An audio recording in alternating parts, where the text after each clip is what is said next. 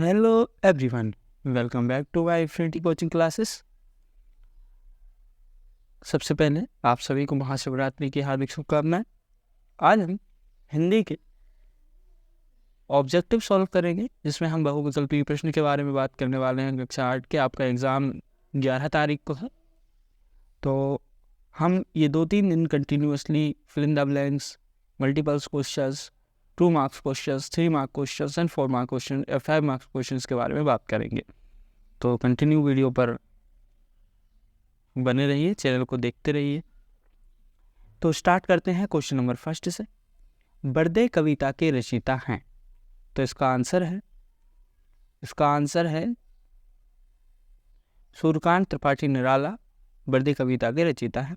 Question number second, दयनीय शब्द में प्रत्यय है। प्रत्यय वह होते हैं जो कहाँ लगते हैं?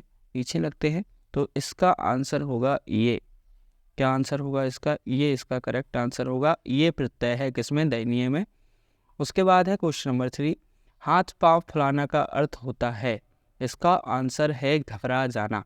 क्या आंसर है इसका? घबरा जाना इसका करेक्ट आंसर है। उसके बाद हमारा अगला क्वेश्चन है, महेश्वर नदी के किनारे बसा है।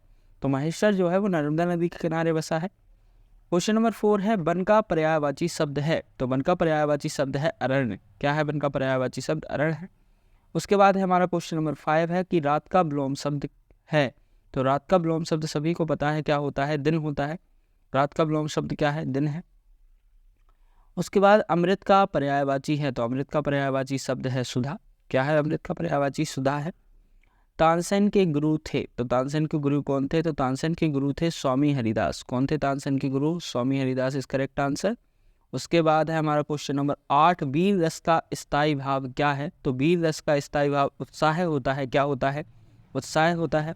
उसके बाद हम आगे बढ़ते हैं, अभियान में उपसर्ग है। तो अभियान में कौन सा उपसर्ग है? उपसर्ग वह होता है जो किसी शब्द के पहले लगते हैं। तो ये होता है अभी। हमें यातायात नियमों का पालन करना चाहिए।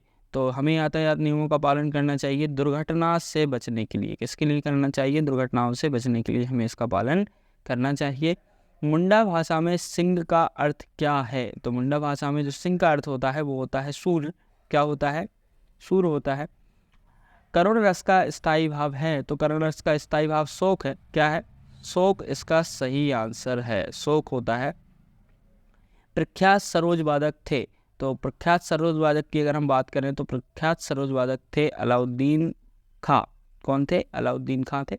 बेड़ाघाट की पहाड़ी पर कौन सा मंदिर बना है? तो बेड़ाघाट की पहाड़ी पर जो मंदिर है उसे कहा जाता है गौरी शंकर मंदिर बना हुआ है। याचक और दाता कहानी में वास्तविक याचक किसे माना गया है? वास्तविक की याचक किसे माना गया है? तो इसका आंसर है सेठ जी को माना गया है। सही आंसर है सेठ जी। क्वेश्चन नंबर 16 की बात करेंगे। क्वेश्चन नंबर 16 में, प्रभु जी तुम चंदन हम पानी अपनी पंक्ति किस कवि की हैं? तो ये कवि हैं, ये इसका आंसर है रैदास। रैदास इसका सही आंसर है। रैदास जी की हैं, ये रैदास जी की हैं। उसके बाद बिरसा मुंडा का संबंध निम्नलिखित में से वर्तमान में किस राज्य से था? तो इनका आंसर है झारखंड। किससे था? झारखंड से था। वृक्ष का पर्यायवाची शब्द है। तो इसका वृक्ष का पर्यायवाची शब्द है वो है दरूप। उसके बाद है, तुलसीदास जी की भक्ति में लिखित निम्नलिखित में से किस भाव से की गई है? तो उन्होंने जो अपनी भक्ति की है वो दास भाव से की गई है। किसी ने मित्र भाव से की है, किसी ने दास भाव से की है। तो तुलसीदास जी ने अपनी भक्ति दास भाव से की है। मध्य प्रदेश सरकार किसके नाम पर 2 व्यक्तिगत पुरस्कार देती है? तो इनका नाम है अमृता देवी बिश्नोई। इनका पूरा नाम है अमृता देवी बिश्नोई।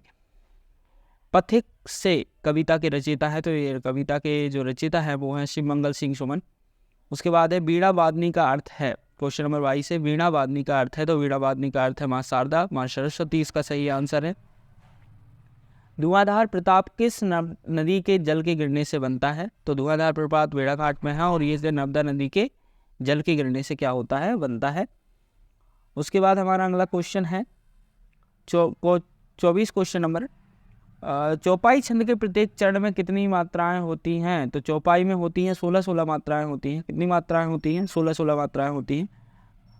और बेड़ाघाट में कौन सी नदी बहती है? तो बेड़ाघाट में जो नदी बहती है वो है नर्मदा नदी। कौन सी नदी बहती है? नर्मदा नदी बहती है।